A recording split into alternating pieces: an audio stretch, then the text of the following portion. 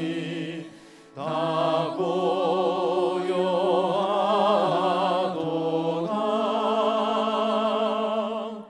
무천사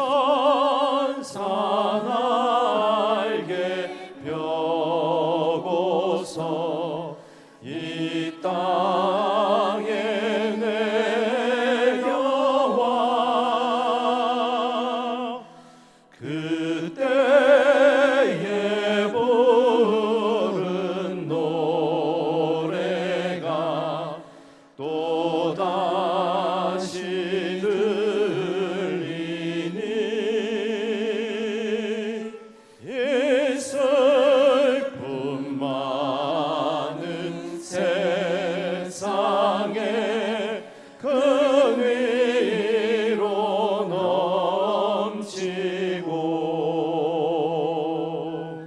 온 세상 기뻐 뛰놀며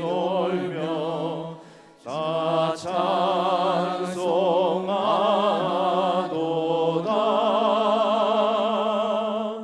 이 괴로움 많은 세상에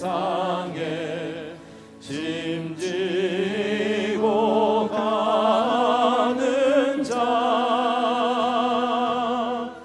그 험산 출령 넘느라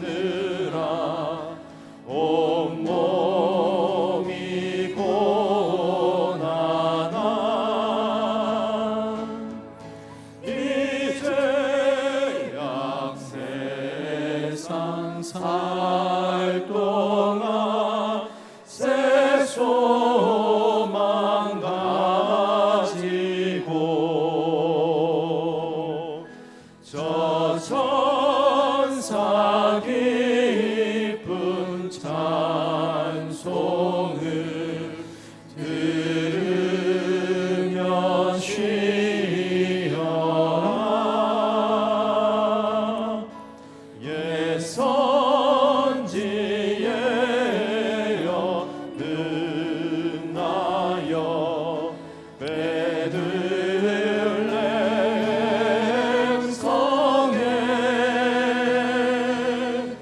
주 예수 탄생하시니 온 세상 구주라.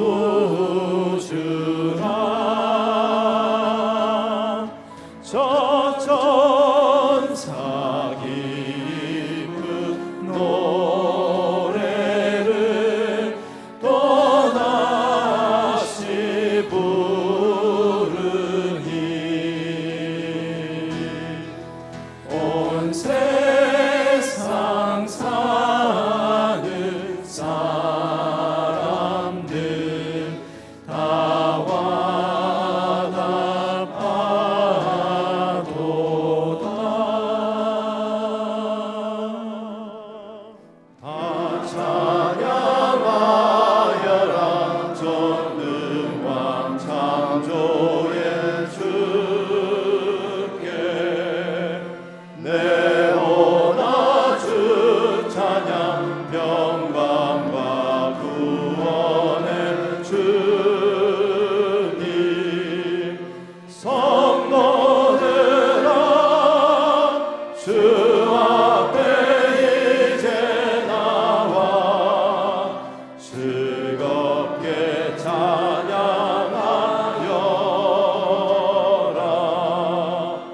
다 찬양하여라 놀라운 만유의 주께.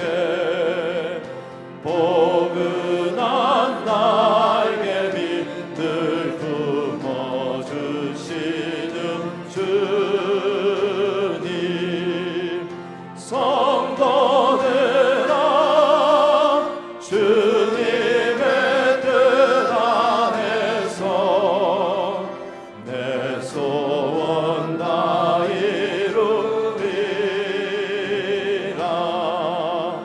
다 찬양하여라 온 몸과 마음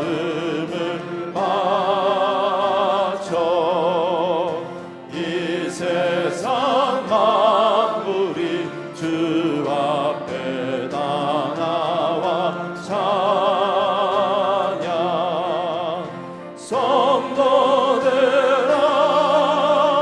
기쁘게 소리 높여 영원히 찬양하여라.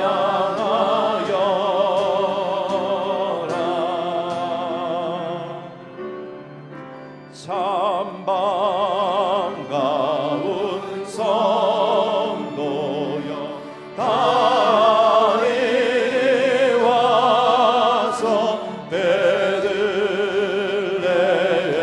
성 안에 가봅시다.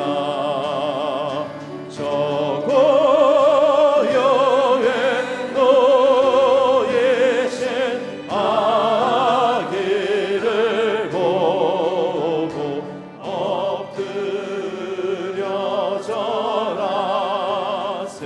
엎드려 절하세. 엎드려 절하세. 구주 나셨네. 여호와의 말씀이 육신을 입어 날 구원할 구주가 되셨도다. 늘 감사 찬송을 주 앞에 드려 엎드려 절하세. 엎드려 절하세. 엎드려 절하세. 구주 나셨네. 엎드려 엎드려 절하세.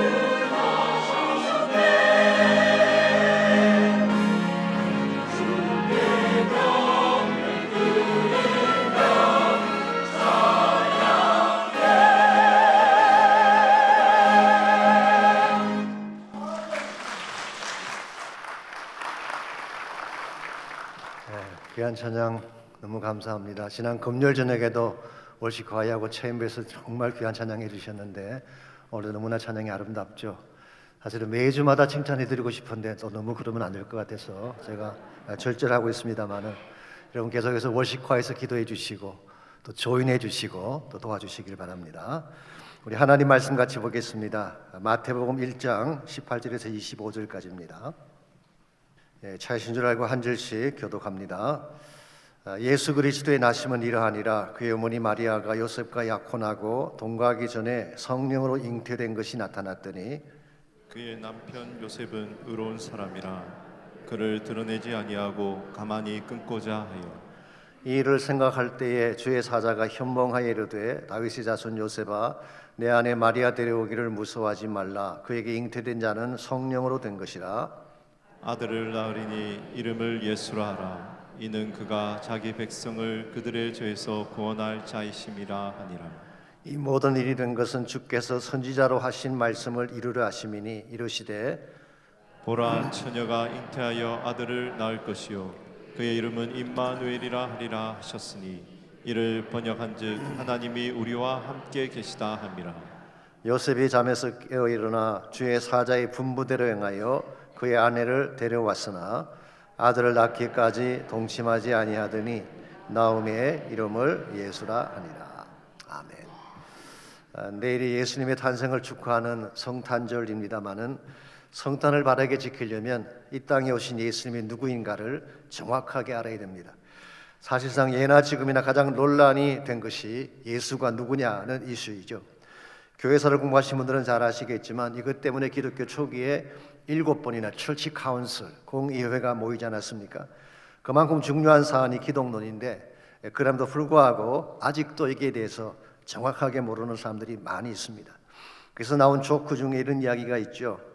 예수님께서 부활하신 후 천국에 가셨는데 어느 날 매우 낯이 익은 한 사람이 천국문으로 들어오는 것이 보였습니다. 반가운 나머지 달려가서 물었습니다. 혹시 살아계실 때 목수가 아니셨나요? 그렇습니다. 그럼 혹시 탄생이 특이한 아들을 가지지 않으셨습니까? 그렇습니다.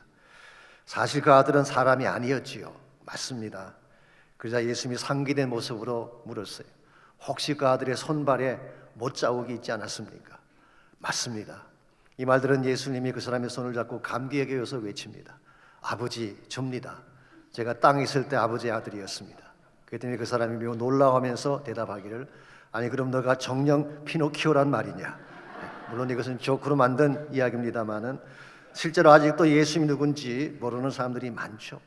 어떤 분은 예수님을 성인 중 하나로 보기로 합니다. 깐디 같은 사람이 그 케이스죠. 어떤 이는 유대인의 혁명가로 보기도 하죠. 남미의 해방 신학이 여기서 나오지 않았습니까? 심지어 어떤 사람은 예수님 자신을 구원자인 줄 착각한 나머지 십자가 형벌로 죽은 실패한 구원자로 보기도 합니다. 슈바이처 같은 사람이 그 케이스에 해당합니다.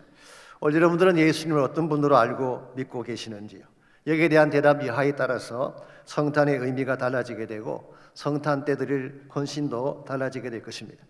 인간의 한 사람으로 본다면 존경과 사랑을 표현할 수는 있겠지만 경배를 드릴 수는 없습니다. 종교 창시자로 본다면 성탄은 그저 종교적 행사에 불과하고 잘해야 연중 할리데이 일환으로 쇼핑이나 하고 가족이나 친지들의 모임으로 끝날 것입니다. 그러나 그가 진실로 육신을 입고 있다는 것은 하나님의 아들이요 우리의 구원자이시며 온 땅을 다스리실 왕 중의 왕이라는 사실을 안다면 최상의 경배와 찬양으로 그분 앞에 나갈 것입니다. 그리고 그분이 이 땅에 오신 목적을 잘 이해하고 그게 합당한 헌신을 드릴 것입니다. 사실상 예수님의 오심은 하나님 구속사의 결정적 사건이라고 할 수가 있습니다. 하나님의 구속사라고 하는 것은 일종의 구속 드라마라고 설명할 수 있는데요. 이 드라마에는 시작이 있고 전개가 있고 갈등과 클라이맥스가 있고 나중에 종결이 있지 않습니까?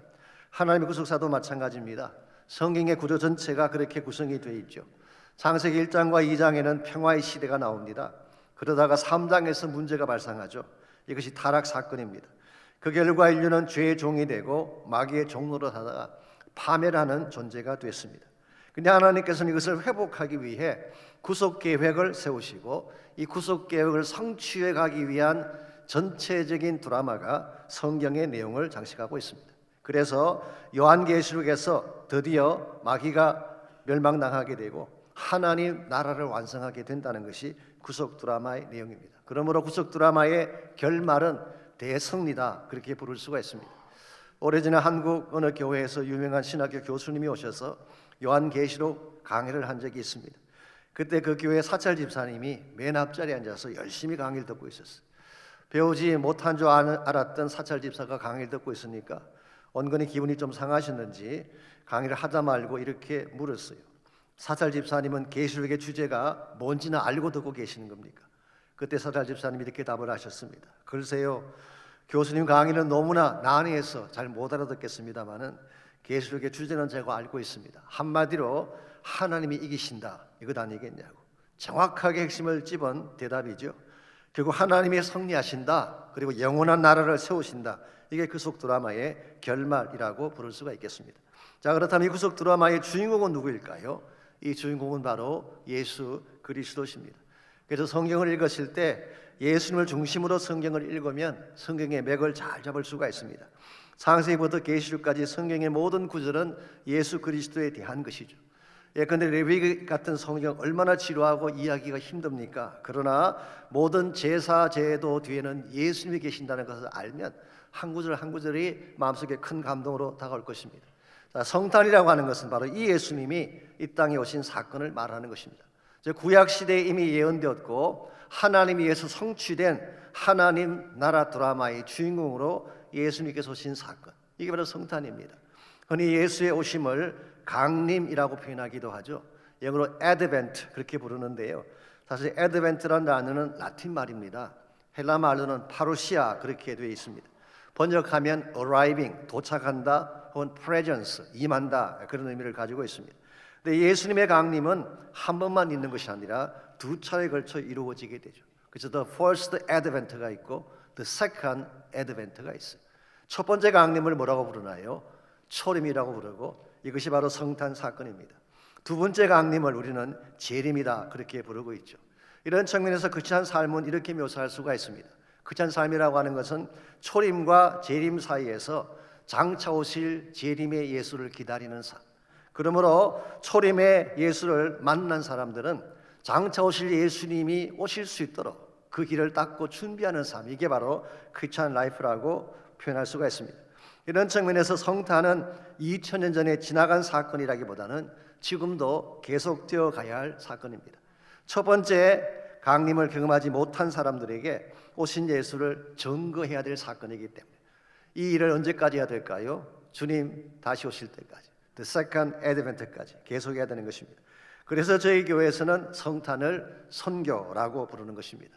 성탄은 하나의 지나간 사건이 아니라 지금도 계속되고 있고 복음이라고 하는 매체를 통해서 선교적 과제를 이루어가야 될 사건이기 때문에 성탄을 선교라고 부르는 것입니다. 지금도 하나님의 나라는 진행되고 있고 하나님의 구속 역사는 지금도 계속 중에 있습니다. 이와 같은 하나님의 위대한 드라마에 여러분과 제가 참여할 때에 우리 인생에 더 값지게 되고 아름답게 쓰임받게 되는 것입니다. 하나님께서 우리에게 주신 이 초림의 성탄 사건은 지금도 우리를 통해 계속돼야 되고 주님 다시 오시는 그날까지 계속 진행이 되어서 마침내 하나님의 영광을 이루는 것이 우리의 목적이요 우리 삶의 과제라고 할 수가 있습니다. 자, 그렇다면 우리가 어떻게 할 때에 최상의 드라마인 이 성탄 사건의 참여자가 될 수 있고 그 결과 하나님 앞에 쓰임 받는 인생이 될 수 있을지 오늘 본문을 중심으로 이것을 함께 정리해 보려고 합니다. 오늘 같이 그 본문에 보시면 마태가 소개하는 예수님의 탄생 스토리가 기록되어 있죠. 여러분이 잘 아시는 바처럼 마태복음은 유대인을 위한 복음서죠. 그래서 말씀을 이루려 하심이라 이 문구가 반복해서 등장하는 것을 볼 수가 있습니다. 즉 예수님의 탄생은 우발적이거나 적극적인 사건이 아니라 오래전부터 예언된 말씀의 성취다, 그런 뜻입니다. 그래서인지 모르지만 마태는 자기의 복음서를 시작하는 첫 부분에서 예수님의 족보를 소개하고 있죠. 1절부터 17절까지 보시게 되면 예수님의 족보가 나옵니다. 그게 3등분 하면 아브라함부터 14대, 다윗부터 14대, 바벨론 포로 이후로부터 14대, 그렇게 소개를 하고 있습니다. 자, 마태가 왜 굳이 자기 복음서의 제일 첫 부분에 이것을 적어 놓았을까요? 예수님의 탄생이 구속사의 줄기에서 나온 것임을 밝히기 위함이에요. 하나님이 오래전부터 주님의 탄생을 준비하셨고 그리고 절대적 주권을 따라 진행하셨고 드디어 하나님의 때에 구속 드라마의 주인공인 예수님께서 오셨다는 거예요. 사도 바울은 이것을 갈라디아서 4장 4절에서 때가 참에 fullness of time이라는 표현을 했죠. 하나님의 준비하신 perfect time이 왔을 때에 구속사의 주인이신 예수님이 오신 것을 말하는 것입니다. 자, 그렇다면 구속사의 주인공이신 예수님이 오는 과정에서 어떤 역할들을 한 사람들이 등장할까요? 사실 구약이나 신약을 보게 되면 예수님의 오심을 예배하는 데 쓰임받았던 수많은 인물들이 나옵니다. 구약 같은 경우는 아브라함, 이삭, 야곱을 비롯해서 다윗이나 이사야, 스가랴 같은 많은 선지자들을 이야기할 수 있을 것입니다. 신약 성경에도 보게 되면 침례 요한, 혹은 주님의 오심을 전파했던 목자들, 혹은 동방에서 온 박사들, 다 주님의 오실 길을 예배한 사람들이죠. 그런데 오늘 본문에서는 그 중에서도 가장 직접적인 역할을 감당했던 두 사람을 소개합니다. 그들은 바로 마리아와 요셉이었습니다. 이들이 없었더라면 예수님의 성육신 사건은 일어날 수가 없었고, 예수님의 성육신이 없었더라면 하나님 나라는 성취될 수가 없었을 것입니다. 이런 면에서 예수의 오심에 바른 역할을 했던 이 사람들이 얼마나 하나님 나라 드라마의 중요한지를 잘 깨달을 수가 있습니다. 오늘 여러분과 저의 삶도 이와 같은 성탄 사건에 참여할 때, 그래서 우리 때문에 이 땅에 오신 그 예수님의 아름다운 소식이 땅끝까지 흘러갈 수 있게 할 때에 여러분의 삶이 가장 가치가 있고 보람 있게 쓰임받게 되는 것입니다. 여러분과 제가 이 하나님의 위대한 구속사에 동참해서 함께 역할을 감당하기를 원하는데, 여러분과 제가 이 하나님의 구속사에 참여하는 자가 되려면 어떠한 자질이 필요할지, 오늘 본문에 소개된 요셉과 마리아의 케이스를 통해서 하나님의 나라에 참여하는 세 가지 중요한 자질을 함께 정리해 보려고 합니다. 첫 번째로 하나님 구속 드라마에 쓰임 받으려면 온전한 순종이 필요합니다. 순종을 통해 하나님 나라가 이루어지는 것입니다. 자, 오늘 본문에 등장하는 첫 번째 인물이 마리아입니다. 마리아는 자신의 몸을 통해서 예수님을 이 땅에 태어나게 한 가장 중요한 역할을 한 사람이죠. 그런데 이와 같은 사역이 쉬운 과제였을까요? 결코 그렇지 않습니다. 18절 말씀 보십시오. 예수 그리스도의 나심은 이러하니라. 그의 어머니 마리아가 요셉과 약혼하고 동거하기 전에 성령으로 잉태된 것이 나타났더니, 당시 마리아는 요셉과 약혼한 상태라고 했습니다. 옛날 성경인 개역 한글에서는 정혼이라고 했는데요, 저 개인적으로는 정혼이라는 단어가 더 맞지 않는가 생각합니다. 흔히 약혼이라고 하면 약속한 정도, 결혼식 하기 전에 어떤 간단한 절차 정도로 생각할 가능성이 있죠. 오늘날도 약혼은 법적으로 바인딩하는 그런 폴스가 없습니다. 그냥 깨어지면 끝이에요. 그런데 오늘 성경에 기록된 정혼, 유대인의 정혼은 이것과 다른 것입니다. 이것은 법적으로 정식 부부가 된 것을 말합니다. 비록 같이 살지는 않지만 정혼하는 순간부터 그들의 관계는 법적으로 부부 관계가 되는 것입니다. 제가 참고로 유대인의 결혼에 대해서 잠깐만 더 설명을 드리자면요, 남자가 결혼하고 싶은 자매를 만났을 때 결혼하려면은 먼저 그 아버지를 찾아가서, 장인들 어른이죠, 이 브라이덜 만이라고 하는 것을 지불해야 됩니다. 신부를 데려올 돈을 지불을 해야 돼요. 지난번에 다루었던 다윗의 케이스를 보게 되면 그가 사울의 딸 미갈과 결혼하려고 할 때 사울이 무엇을 요구했나요? 블레셋 사람의 표피 100개를 가져오라 그랬잖아요.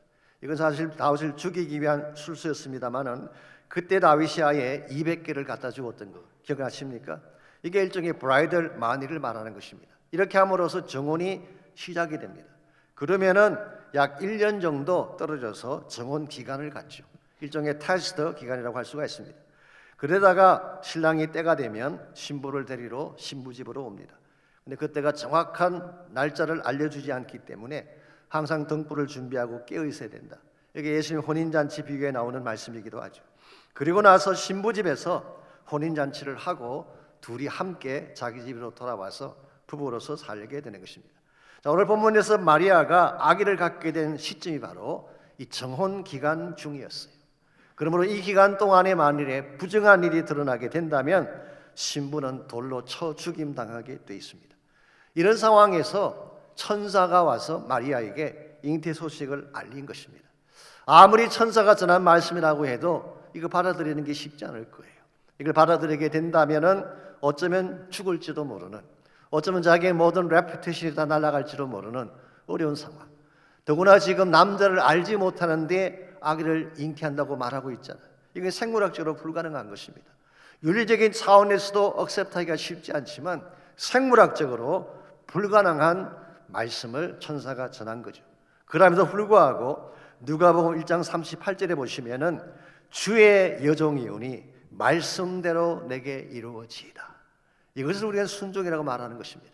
비록 나의 목숨을 건 순종이지만, 나의 논리와 나의 가능성을 넘어선 순종이지만 하나님 말씀하시기 때문에 순종하겠다는 것. 이 순종하는 마리아를 통해서 예수님께서 성육신 하신 것입니다. 물론 하나님께서 이 땅에 오실 방법은 여러 가지가 있겠죠. 하늘에서 뿅 하고 나타나도 되실지 모르겠어요. 그러나 그렇게 하시지 않습니다. 왜 그런지 아십니까? 예수님께서 여러분과 저를 대신해서 죽임당하시려면 우리와 같은 모습이 되어야 하기 때문에 He became like us. 우리와 똑같은 존재가 돼요. 그래서 육신을 입고 이 땅에 오신 것입니다. 히브리서 2장에 보게 되면 예수님이 우리와 같은 모양을 가지고 오신 목적이 뭐냐? 그의 죽음을 통해 우리를 구원하시기 위함이라고 적고 있습니다. 예수님이 우리와 똑같은 몸을 입고 우리와 같은 형태로 오셨기 때문에 여러분과 저를 이해하실 수가 있고 고난 중에는 우리를 위로할 수가 있는 것입니다. 이런 면에서 예수님의 성육신 사건은 인류 구원의 필수적인 사건이고 하나님의 구속사의 가장 중요한 사건인데, 이 사건이 무엇을 통해 이루어졌다는 것입니까? 마리아의 순종을 통해 이루어졌다는 거예요. 오늘날도 마찬가지입니다. 하나님의 구속 역사는 순종하는 사람들을 통해 진행이 되고 있습니다. 아무리 순종의 대가가 크고 힘이 들어도 순종할 때 하나님 나라가 전개되어지고 하나님의 큰 역사가 일어나게 되는 것입니다. 여러분 너무나 잘 아시는 아브라함의 케이스를 다시 한번 보십시오. 독자 이삭을 바치라는 명령을 하나님 하셨잖아요. 100세 낳은 아들인데, 하나밖에 없는 아들인데, 이 아들을 통해 하나님이 하늘의 별과 같은 민족을 약속하신 그 아들인데 이 아들을 바치래요. 그러나 아브라함은 순종합니다. 하나님이 말씀하셨기 때문에. 그 순종의 결과 하늘의 별과 같은 큰 민족의 비전이 실제로 성취되지 않았습니까? 이런 면에서 순종하는 것 쉽진 않습니다. 그러나 순종할 때에 하나님이 준비해 놓으신 진정한 차원의 축복을 누릴 수 있게 되는 것입니다. 영국에서 내려오는 우화 중에 이런 이야기가 있습니다. 어떤 왕의 신하를 불러다가 이상한 명령을 내렸어요. 왕실 앞에는 우물을 가리키면서 이 우물물을 기르다가 저기 밑이 빠져있는 독을 가득 채우라, 그렇게 명령했어요. 자, 밑 빠진 독에 물이 채워질 수가 있나요? 합리로 생각하면 분명히 비합리적인 명령입니다. 그러나 왕이 명령하셨기 때문에 이 신하는 밤낮으로 물을 길러놔랐어요. 어떻게 됐을까요? 우물이 바닥에 드러날 때까지 물을 길러놔놨지만 독은 여전히 비어 있었습니다. 그런데 우물 바닥을 보니까 무엇인가 번쩍이는 것이 보였어요. 엄청나게 큰 금덩어리가 거기 있는 것입니다. 그때 신하가 왕에게 와서 이렇게 이야기합니다. 용서하십시오. 결국 독의 물을 채우지 못했습니다. 그러나 우물 바닥에서 이 금덩이를 건졌습니다. 그때 왕이 웃으면서 말을 합니다. 밑 빠진 독의 물을 채우겠다고 우물이 바닥나도록 수고하다니 그들은 참으로 충성스러운 신하요. 그 금덩이는 그렇게 순종하는 신하를 위해 준비한 것이니까 당신이 가지시오. 하나의 우화이긴 합니다만은 무엇인가를 깨닫게 하는 면이 있지 않습니까? 하나님 우리에게 명령하실 때는 항상 준비된 것이 있다는 거예요. 우리 생각에는 무모한 것처럼 보이지만 하나님은 모든 것을 다 준비해 놓으시고 우리에게 말씀하는 것입니다. 그때에 이해가 가지 않아도 말씀 듣고 순종하게 되면 하나님이 준비하신 보화가 여러분의 소유가 되는 것입니다. 그러므로 주께서 가라고 하면 가야 돼요. 하라면 하는 것입니다. 맹목적인 것처럼 보이지만 하나님이 어떤 분인가를 신뢰하기 때문에 그 말씀에 순종하면 하나님이 준비하신 위대한 역사를 맛보게 되는 것입니다. 솔직히 교회 가는 사역이나 선교 사역이라고 하는 것은요, 계산을 가지고 할 수가 없습니다. 계산 가지고 하면 할 수 있는 일이 아무것도 없어요. 그런데 계산하지 아니하고 순종하게 되면 항상 하나님 사이지의 일들을 경험하게 되죠. 그러므로 여러분과 제가 하나님 나라를 위해 쓰임받고 여러분의 인생이 하나님께 위대하게 쓰임받기를 원한다면 계산하기보다는 순종하며 살아가시기 바랍니다.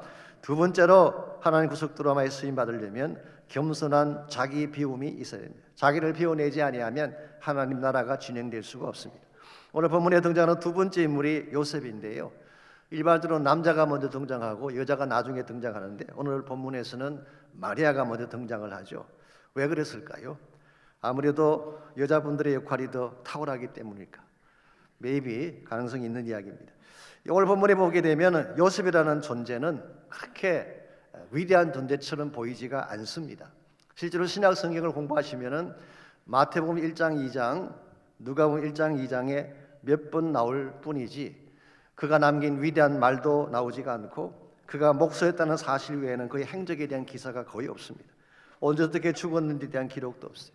이 마리아에 비하면 초라하기 짝이 없는 요셉의 스토리라고 할 수가 있죠. 더구나 요셉은 예수님의 탄생과 직접 연관이 없는 사람처럼 보입니다. 왜냐하면 예수님의 real father는 하나님 아버지잖아요. 그리고 육신의 어머니는 마리아였습니다. 그러므로 이 요셉이 예수님 탄생에 무슨 역할을 했을까? 누가 봐도 의심 갈 수밖에 없는 그런 상황이었어요. 오래전에 미국 목사님 중에 하워드 에딩턴이라는 목사님이 계시는데 이분이 빌 브라이트 박사의 친구이기도 합니다만 1994년도에 성탄을 앞두고 사흘 연속으로 지금까지 한 번도 다루지 않았던 한 인물에 대한 설교를 하셨어요. 그 인물이 바로 요셉이었습니다. 설교 제목이 다음과 같습니다. The Forgotten Man of Christmas, Joseph's Story. 성탄에 잊혀진 인물, 별볼이 넘는 성탄의 주역. 우리 식으로 표현하자면은 흑살이 껍데기 같은 요셉, 뭐 그렇게 고스톱 칠 때 피방 먹을 때 외에는 거의 설모가 없는 흑살이 껍데기. 과연 요셉이 이런 인물이었을까요? 그렇지 않습니다. 유명세를 가지고 이야기하자면은 마리아에 미치지 못하죠. 마리아는 정말 오늘까지도 찬미의 대상이 되고 누가복음 보게 되면 마리아의 창가까지 기록이 되어 있습니다. 분명히 외적으로 보게 되면 마리아에 비해서 미약한 존재처럼 보이고 큰 역할을 못한 것처럼 보이지만 하나님 나라 드라마에서는 굉장히 중요한 역할을 했습니다. 두 가지 측면에서 요셉의 역할을 생각해 볼 수가 있는데요. 첫 번째로 언약 성취의 법적 라인을 제공했습니다. 언약 성취의 법적 라인을. 아까 말씀드린 족보를 보시게 되면 아브라함과 다윗의 후손이라는 족보가 쭉 나오지 않습니까? 그 족보의 가장 마지막에 누가 등장할까요? 예수 그리스도가 등장합니다. 그런데 말씀드린 것처럼 실제로 혈통 가지고 이야기하자면은 아브라함의 혈통, 다윗의 혈통과 예수님은 아무 상관이 없어요. 성령으로 잉태되어 나신 분이기 때문에. 그럼에도 불구하고 예수님이 법적으로 이 아브라함과 다윗의 후손의 라인에, 소위 말하는 메시아닉 라인에 들어가게 만들었던 연결고리가 바로 요셉이 한 것입니다. 16절을 볼까요? 야곱은 마리아의 남편 요셉을 낳았으니 마리아에게서 그리스도라 칭하는 예수가 나시니라. 이 족보의 마지막에 야곱이 나오고 그 다음에 요셉이 나오고 요셉에게서 예수가 탄생하는, 이런 면에서 보게 되면 요셉의 역할은 필요 없는 것처럼 보일지 모르지만 법적으로 예수님이 메시아닉 라인인 것을 연결시켜주는, 없어서는 안 될 필수적인 역할이다라고 할 수가 있습니다. 교회 생활도 가만 보게 되면요, 항상 앞에 나와서 큰 일을 하는 사람만 역할하는 것처럼 보이지만 실제로는 뒤에 있지만 자기 위치에서 최선 역할하는 분들이 많이 계세요. 제가 지난 주일 어느 교구 뱅크에 갔다가 제 앞에 앉아서 집사님과 대화할 기회가 있었는데요. 이분이 차량 봉사를 7년간 하셨어요. 사실 차량 하시는 분들 외에는 거의 이분을 잘 모르십니다. 지금 연세가 76세인데 80세까지 채울 것이라고. 근데 얼굴을 보니까 얼마나 젊게 보이시는지, 저는 솔직히 60도 안 된 줄 알았는데 지금 76세예요. 하나님이 일하면 건강해요. 얼굴이 이렇게 밝아지게 되는 것입니다. 여러분, 하나님 나라에는 큰 일, 작은 일이 없습니다. 나에게 주어진 일에 최선을 다하게 되면, 내가 있는 곳에서 최선을 다하게 되면 하나님의 나라를 이루게 되고, 여러분 한 분 한 분 때문에 하나님 나라가 진행이 되는 것입니다. 이와 같이 요셉은 외형상 보기에는 별 볼일 없는 것처럼 보이지만 예수님의 메시아 되심의 법적 라인을 제공해 줬어요. 두 번째로 요셉은 예수님의 탄생을 보호하는 데 큰 역할을 합니다. 19절을 보겠습니다. 그의 남편 요셉은 의로운 사람이라 그를 드러내지 아니하고 가만히 꽂아 있다고 했어요. 자, 자기와 정혼한 여자가 아기를 가지게 됐어요. 이걸 노티스한 요셉이 어떻게 했다는 것입니까? 이걸 드러내지 않고 자기 손에서 조용히 끝내고자 한 것입니다. 왜 그랬을까요? 만일 그렇게 하지 아니하고 밝히게 된다면 마리아는 즉시 돌에 맞아 죽게 되는 것입니다. 그러므로 마리아를 보호하기 위해 그는 자신의 감정이나 자신의 위치를 다 내려놓고 아이 그 자체를 드러내지 않고 조용히 처리하려고 한 것입니다. 뿐만 아니라 천사가 와서 그에게 말씀해 줍니다. 이 아들은 그냥 아들이 아니다. 우리를 구원하기 위해 오실 구원자이다. 그리고 임마누엘이라는 약속의 성취다 라고 하는 말씀해 주었을 때에 우리 25절을 보게 되면 아들을 낳기까지 동침하지 아니하더니 나음의 이름을 예수라고 하니라. 우린 여기에서 철저하게 자기를 비워내는 요셉의 모습을 확인해 볼 수가 있습니다. 만약 우리가 입장을 바꿔놓고 생각해 보십시오. 내가 사랑하는 여자가 내가 알지 못하는 아기를 가졌어. 어떤 반응을 보이실까요? 아마 엄청나게 감정적으로 격분하든지 자기 손으로 마리아를 내쳤을 가능성이 많을 것입니다. 그런데 요셉은 그렇게 하지 않았어요. 자기 감정도 드러내지 않고 자존심도 드러내지 않고 자기 권리에 대한 클레임도 주장하지 않고 모든 것을 다 내려놓은 것입니다. 이유가 뭘까요? 하나님의 나라라고 하는 더 큰 그림을 보았기 때문에. 지금 태어날 이 아기는 그냥 아기가 아니라 성령으로 잉태된 아기다. 장차 자기 백성을 구원할 구원자이다. 그리고 이사야 7장에 약속된 임마누엘의 약속의 성취다. 이와 같은 하나님의 거룩한 목적 앞에 자신의 어젠다를 다 내려놓은 거예요. 어려움과 제가 하나님 나라 일을 하려고 하면은 나의 어젠다를 내려놓을 줄 알아야 돼. 내 주장 다 해가며 나의 필요 다 채워가며 내가 하고 싶은 거 다 하면서 어떻게 하나님 나라를 할 수가 있겠어요? 정말 하나님이 준비하시는 더 큰 그림을 보고 나의 개인적인 것을 내려놓을 때에 우리를 통해 진짜 해야 될 하나님 나라가 이루어지게 되는 것입니다. 이와 같이 하나님 나라 구속사를 성취하려면은 1차적으로는 마리아와 같은 순종, 목숨을 건 절대적 순종이 필요합니다.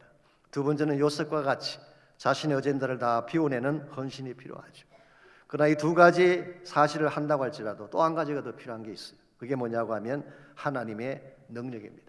우리가 아무리 헌신하고 힘을 쓰려고 해도 하나님의 능력이 임하지 아니하면 하나님께서 기뻐하시는 구속 드라마를 성취할 수는 없습니다. 그래서 오늘 본문에는 나와 있지 않습니다만은 누가복음 1장 34절 35절을 보게 되면 이 성탄 드라마를 가능하게 했던 능력의 원천이 소개가 되어 있습니다. 오늘 1장 34절입니다. 마리아가 천사에게 말하되 나는 남자를 알지 못하니 어찌 이 일이 있으리까.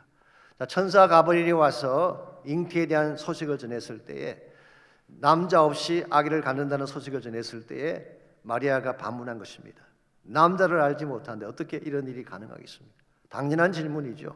생물학적으로 합리적으로 당연히 물을 수 있는 질문입니다. 그때 35절을 보게 되면 천사가 이렇게 답을 하십니다. 천사가 대답하여 이르되 성령이 내게 임하시고 지극히 높으신 이의 능력이 너를 높으시니 이름으로 나실 바 거룩한 이는 하나님의 아들이라 일컬어지리라. 이 짧은 한 구절 안에 성삼위 하나님이 다 등장하고 있습니다. 신약 성경 중에서 이와 같은 구절 흔치 않습니다. 한 구절 안에 성삼위 하나님이 다 들어있어요. 성령이 내게 임하시고, 성령이죠. 지극히 높으신 이가 누굽니까? 하나님 아버지를 말하는 것입니다. 그리고 태어날 바 거룩한 이가 바로 아들이신 예수님을 말하는 것이죠. 마리아 개인의 능력으로는 불가능합니다. 자기의 육체적인 조건만으로는 불가능한데 성삼위 하나님이 임재하시고 그분의 능력으로 덮어주시면 가능하다, 그런 뜻이에요. 어려움과 제 사역 현장도 마찬가지입니다. 우리 힘만으로 할 수 있는 일들 그렇게 많지 않아요. 우리가 하나님 일을 한다고 하지만 세상이 얼마나 더 타프합니까? 사역 현장이 얼마나 힘들고 어렵습니까? 우리 힘만으로는 할 수가 없어. 그런데 하나님의 성령이 임하고 하나님의 능력이 우리를 덮게 되면 우리는 모든 일을 감당해낼 수가 있는 것입니다. 실제로 우리 사도행전서를 보시게 되면요, 초대교회에서 일어났던 복음운동이 어떻게 시작되는지가 잘 나와 있죠.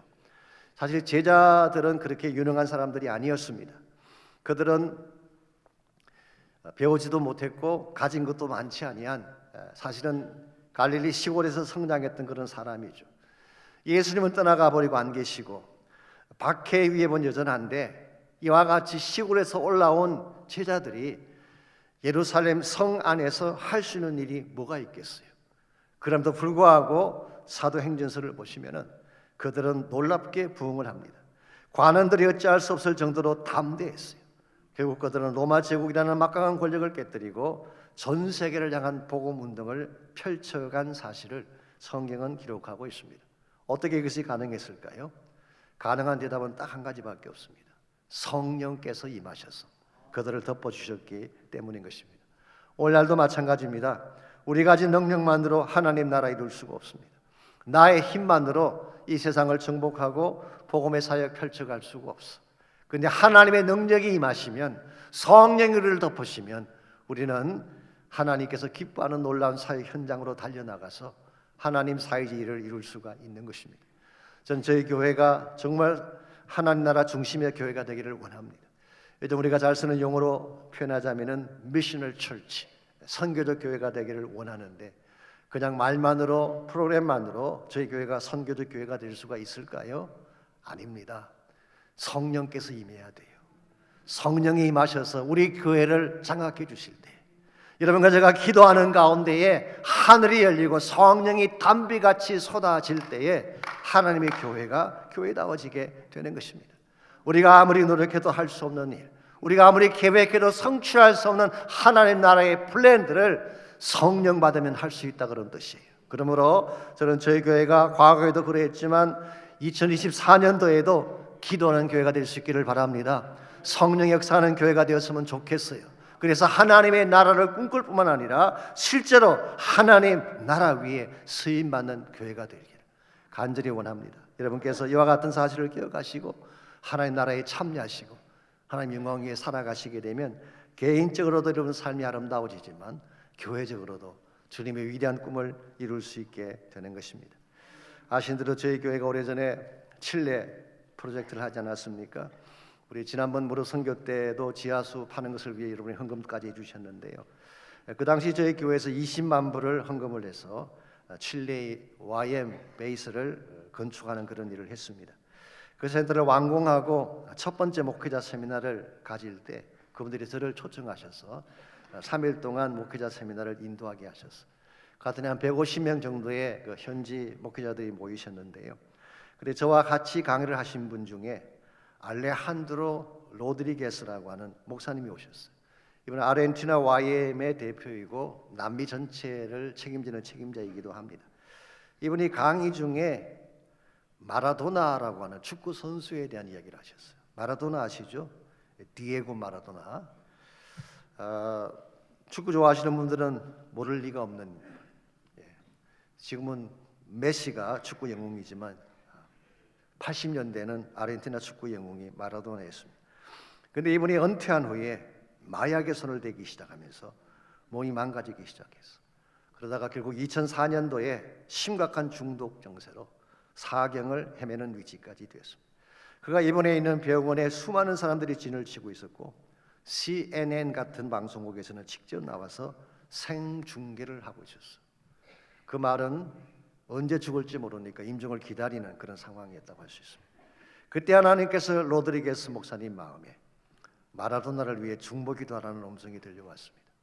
그때 자기도 모르게 반문이 나와서 그 유명한 사람, 자신 같은 사람이 접촉조차 할 수 없는 그런 인물인데 가족도 만나볼 수 없는 상태에 어떤 치료법도 통하지 않는다고 하는데 내가 기도한들 그것이 무엇을 이룰 수 있겠는가라는 반문이었죠.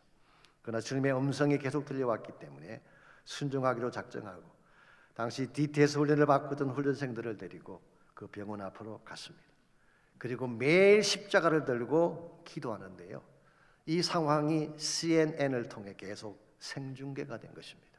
그러니 모든 자들이 다 볼 수밖에 없죠. 하루는 병원장이 나와서 로드리게스 목사님을 불렀습니다. 당신들이 우리를 위해 기도한다는데 마지막 수단이니까 직접 들어와서 마라도나를 위해서 기도해 주지 않겠는가. 그래서 그때부터 누구도 들어가지 못하는 그 병실에 들어가서 매일 기도를 하게 됐어요.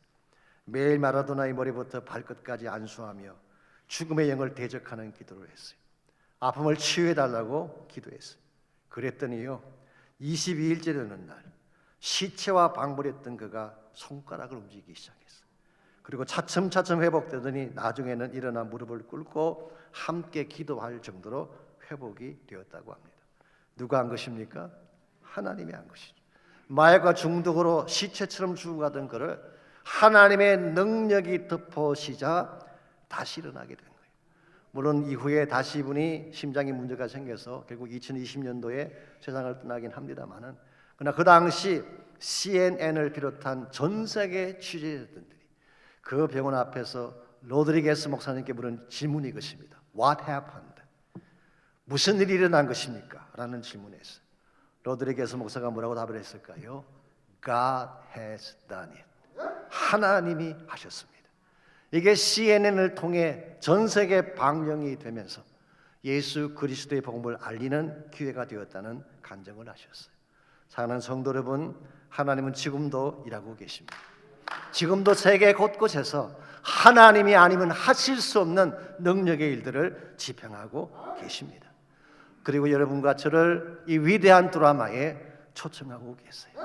정말 여러분과 제가 예수를 만났다면, 예수의 오신 성탄 사건이 무엇인지를 정말 바로 안다면 우리도 이 구속 드라마에 참여를 하고 이 구속 드라마에 쓰임 받아서 하나님 목적을 위해 살아가는 자가 되어야 합니다. 아직도 이 세상은 어둡습니다. 2000년 전 베들레헴에 오신 예수를 배척했던 것처럼 그가 누울 방 한 칸 내두지 않고 그를 내쳤던 것처럼 오늘 이 시대의 사람들은 예수 그리스도에 대해서 냉랭한 가슴을 가지고 있습니다. 그들을 예수를 배척하고 예수의 오심을 환영하지 않는 것이 오늘 이 시대의 모습이라고 할 수가 있습니다. 그러나 여러분과 저는 그렇게 해서는 안 될 것입니다. 우리는 그분이 누구인지를 정확히 알기 때문에 하나님이시며 왕중의 왕이시며 그러나 자신의 모든 권리를 포기하고 여러분과 저 때문에 말구유에 탄생하신, 가장 누추한 곳에 탄생하신 그분을 알기 때문에 그분은 여러분과 저를 위해 죽으신 하나님이십니다. 이 사실을 바로 안다면 우리는 그분에게 합당한 경배와 영광을 올려드려야 되고 그분의 소원인 땅끝 복음을 위해 우리 삶을 드려야 할 것입니다. 비록 시대가 많이 변하고 오늘 시대 사람들은 성탄의 의미를 잘 모르는 가운데 있지만 저희들은 이 성탄을 다시 마음에 새기면서 하나님께 합당한 영광, 예배를 드리면 좋겠습니다. 그래서 이 시간은 같이 한번 찬송을 부르고 싶은데요, 비교적 저희 교회에서는 잘 안 불려지는 찬송, 그러나 성탄이 가장 유명한 찬송이죠. 우리 백부장입니다.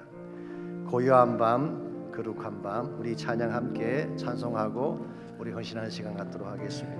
우리 한번 다 일어나셔서 같이 찬양하면 좋겠습니다. 혹시 여러분 가운데에 사부하실 수 있는 분, 뭐 테너든 베이스든 엘트든 하실 수 있는 분들은 마음껏 하시기 바랍니다. 한번 이 시간에 정말 오신 예수님을 내 마음에 모시고 그분이 지금 내 앞에 오신 영광된 하나님의 말씀을 고백하며 이 찬양 함께 부르면 좋겠습니다. 고요한 밤, 거룩한 밤.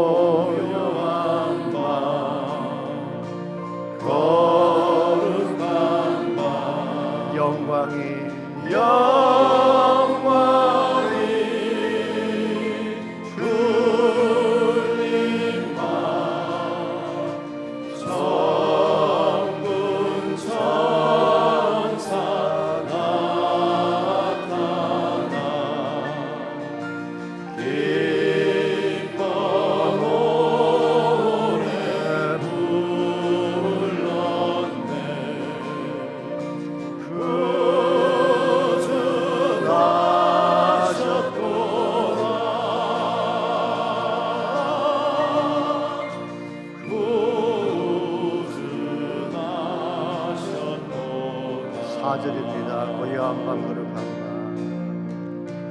고요한 밤 거룩한 밤 주 예수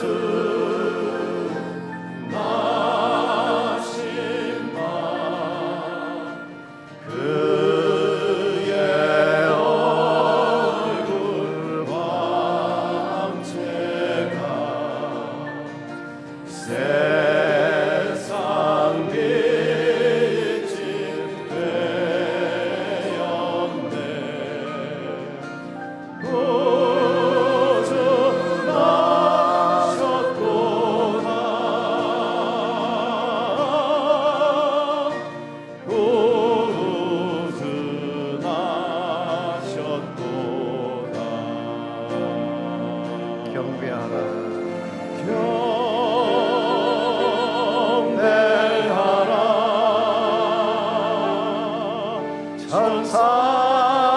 천사의 기쁜 소리 더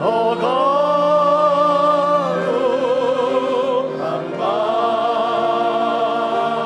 구주가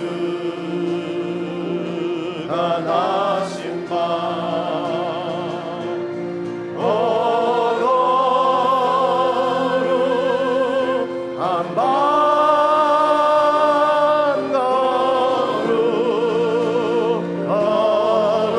다시 한번 선포합니다. 경배하라. 경배하라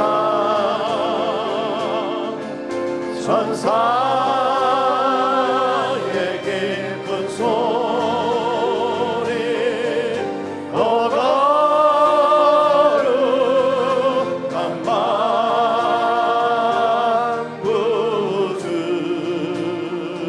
구주가 나신 밤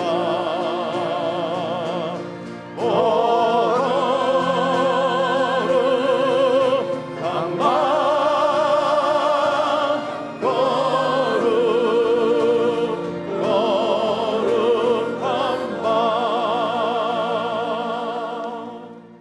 하나님 감사합니다. 저희들을 사랑하셔서 구원하시기 위해 그 고귀한 예수님이 땅에 보내주시고 그분의 고난받으심과 죽으심과 부활을 통하여 영원한 생명 얻게 하시며 참 소망 갖게 하신 것 감사합니다. 세상은 예수를 배척하고 예수 모른 채 살아가고 있지만 우리 가장 깊은 곳에 예수님 모시게 하시고 그분 한 분만을 경배하게 하시고 그분의 영광과 부르신 목적 위에 달려가는 우리 모두가 되게 하셔서 우리의 삶이 하나님께 기쁨이 되고 하나님 나라 영광에 쓰임받는 아름다운 역사가 있게 하여 주시옵소서.